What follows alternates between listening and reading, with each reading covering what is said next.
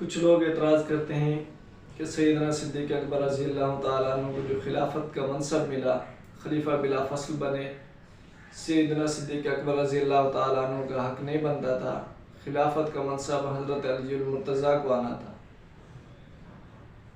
اس بارے میں ان کو جواب یہ دوں گا کہ حضور علیہ السلام نے وفات سے کچھ روز قبل جب آپ علیہ السلام حالت مرض میں تھے، حضرت عائشہ صدیقہ رضی اللہ عنہ کو حکم فرمایا مروا ابا بکر فلیصلی بالناس، کہ ابو بکر کو حکم دو کہ مصلی نبوت پر آئے لوگوں کی امامت کریں۔ سیدہ صدیقہ رضی اللہ تعالی عنہ نے عرض کیا یا رسول اللہ، صدیق نرم دل آدمی ہے، وہ اس بات کو برداشت نہیں کر سکے گا۔ آقا علیہ السلام نے فرمایا اے عائشہ، تو مجھے یوسف علیہ السلام کی پھسلانے والوں میں سے ملی ہے۔ ان کے اصرار پر سیدنا صدیق اکبر رضی اللہ تعالی عنہ سیدنا ابو بکر صدیق رضی اللہ تعالی عنہ کے پاس گئے، ان کو جا کر فرمایا کہ حضور علیہ السلام کا حکم ہے کہ آپ ان کے مصلی پر آ کر لوگوں کی امامت کریں۔ چنانچہ ان کے اصرار پر سیدنا صدیق اکبر رضی اللہ تعالی عنہ نے آ کر لوگوں کی امامت کرائی۔ کچھ روز گزرے، حضرت ابن عباس اور حضرت علی المرتضیٰ رضی اللہ تعالی عنہ دونوں اکٹھے جا رہے تھے۔ ابن عباس نے حضرت علی المرتضیٰ سے فرمایا اے علی، ہم حضور علیہ السلام کی خدمت میں جاتے ہیں، ان سے پوچھتے ہیں کہ آپ اتنا بیمار ہیں، اگر خدا نہ خواستہ آپ کا وقت آ جاتا ہے تو آپ کے بعد آپ خلیفہ کس کو بنائیں گے؟ حضرت علی المرتضیٰ نے ان کا ہاتھ پکڑ لیا، پکڑ کر فرمایا جس دن آقا علیہ السلام نے حضرت عائشہ کو فرمایا مروا ابا بکر فلیصلی بالناس، اس دن میں سمجھ گیا کہ حضور علیہ السلام کے بعد اگر کسی کو خلافت کا منصب ملنا ہے، خلیفہ بلا فصل کوئی بنے گا تو وہ ابو بکر ہوگا، ابو بکر کے سوا کوئی نہیں۔ چنانچہ کچھ اور دن گزرے، حضور علیہ السلام کی طبیعت بہت ہی ناساز تھی۔ سیدنا صدیق اکبر حضور علیہ السلام کے گھر آئے، آپ علیہ السلام کی طبیعت کا حال پوچھا۔ پوچھنے کے بعد صدیق اکبر اپنے گھر واپس لوٹ گئے۔ جو ہی واپس پہنچے، پیچھے آقا علیہ السلام کے انتقال ہو گیا۔ تو حضرت عائشہ صدیقہ رضی اللہ عنہ نے سیدنا صدیق اکبر کو پیغام بھیجا کہ حضور علیہ السلام دنیا سے رحلت فرما گئے۔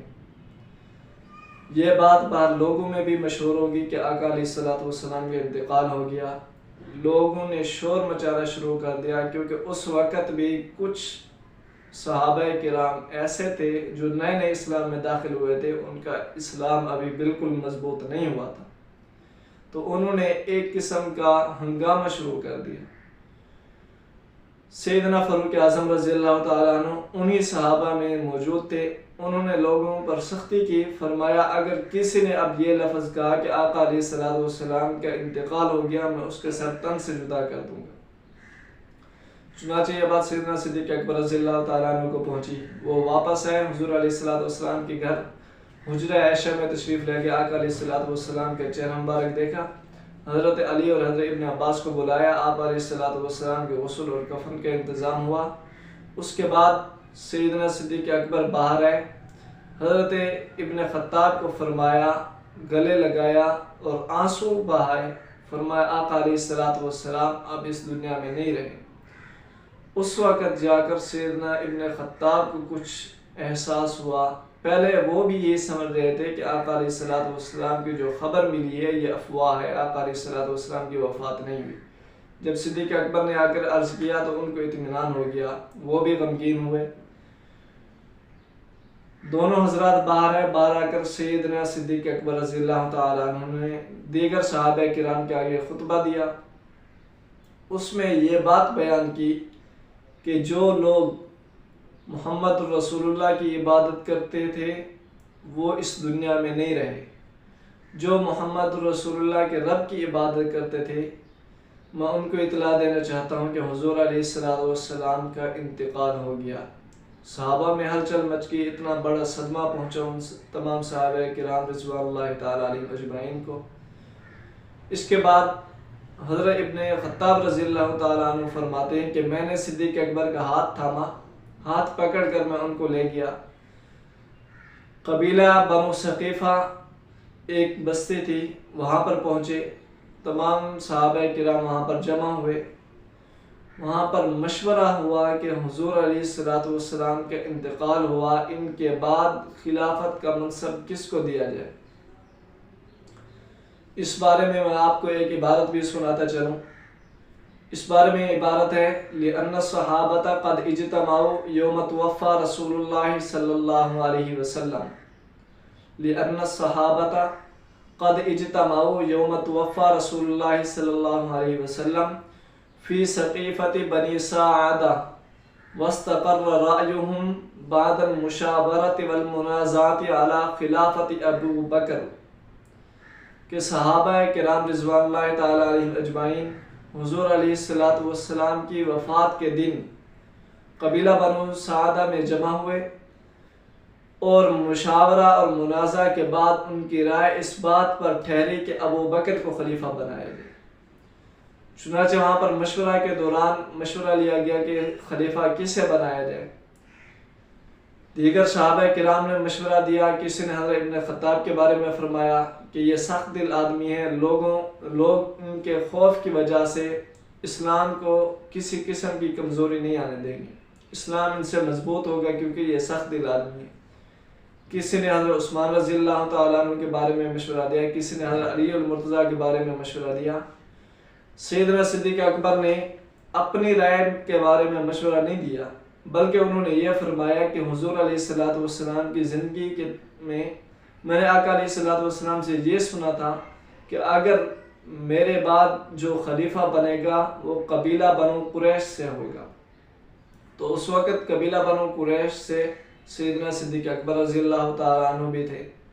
صرف اس بات پر ان کو خلیفہ نہیں بنایا گیا کہ انہوں نے فرمایا جو خلیفہ ہوگا بنو قریش سے ہوگا، بلکہ اس کے بعد بھی دیگر صحابہ کرام حضرت ابن خطاب، حضرت عثمان رضی اللہ تعالیٰ عنہ اس میں موجود تھے، حضرت عمر فاروق اس میں موجود تھے، دیگر بڑے بڑے صحابہ کرام اس میں موجود تھے۔ ان سب کی رائے مشورہ کے بعد اس بات پر رائے ٹھہری کہ سیدنا صدیق اکبر کو خلیفہ بنایا جائے۔ چنانچہ سب سے پہلے جنہوں نے بیعت کی سیدنا عمر بن خطاب رضی اللہ تعالیٰ عنہ، جو دوسرے نمبر پر خلیفہ ہیں، جلیل القدر صحابی ہیں، انہوں نے سب سے پہلے سیدنا صدیق اکبر کے ہاتھ پر بیعت کی۔ بیعت کے بعد انہوں نے فرمایا لوگوں میں نے صدیق اکبر کے ہاتھ پہ بیعت کر دی، اب تم بھی آ کے صدیق اکبر کے ہاتھ پہ بیعت کرو۔ اس کے بعد لوگوں نے بیعت کرنا شروع کر دی، حضرت ابو بکر کو خلیفہ بنا دیا گیا۔ اس وقت حضرت علی المرتضیٰ اور حضرت ابن عباس حضور علیہ السلام کے کفن اور تدفین کے انتظام میں مصروف تھے۔ خلافت کے بعد حضور علیہ السلام کے گھر واپس ہے، ان کی نماز جنازہ ہوئی۔ تدفین کے بعد کچھ روز گزرے، مسجد نبوی کے اندر ایک مرتبہ حضرت سیدنا صدیق اکبر پہنچے، وہاں پر دیکھا کہ حضرت علی المرتضیٰ نماز پڑھ رہے ہیں۔ سیدنا صدیق اکبر ان کے پیچھے آگے بیٹھ گئے کہ نماز سے فارغ ہوں گے، اس کے بعد ان سے ملوں گا۔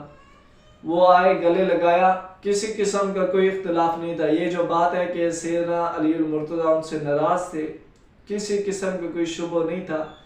ان کا جو شبہ تھا، جو دیگر حضرات اس میں شبہ نکالتے، صرف اس بات میں تھا کہ انہوں نے کہا مشورے میں میری رائے یہ تھی کہ میں بھی حاضر ہوتا۔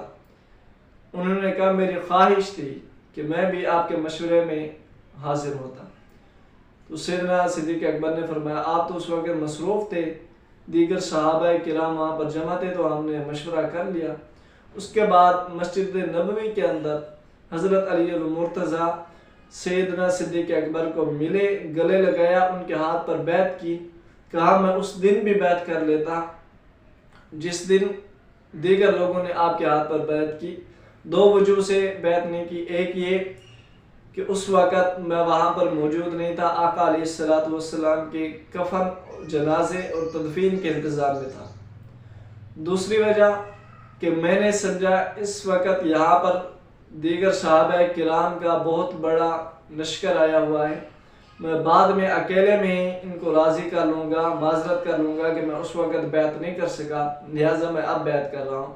اس وقت سیدنا علی المرتضیٰ نے دل کی خوشی سے سیدنا صدیق اکبر کے ہاتھ پہ بیعت کی کسی قسم کا کوئی اختلاف نہیں۔ لہٰذا اب جو حضرات اس بات کو اختلاف کرتے ہیں کہ سیدنا صدیق اکبر منصب خلافت پر نہیں آ رہے تھے، سیدنا حضرت علی المرتضیٰ کا حق تھا، تو یہ بات ان کی غلط ہے۔ پوری تفصیل میں نے آپ کو بتا دی ہے، واقعے کا پس منظر بھی بتا دیا، لہٰذا اب ان کا یہ اعتراض باطل ہے۔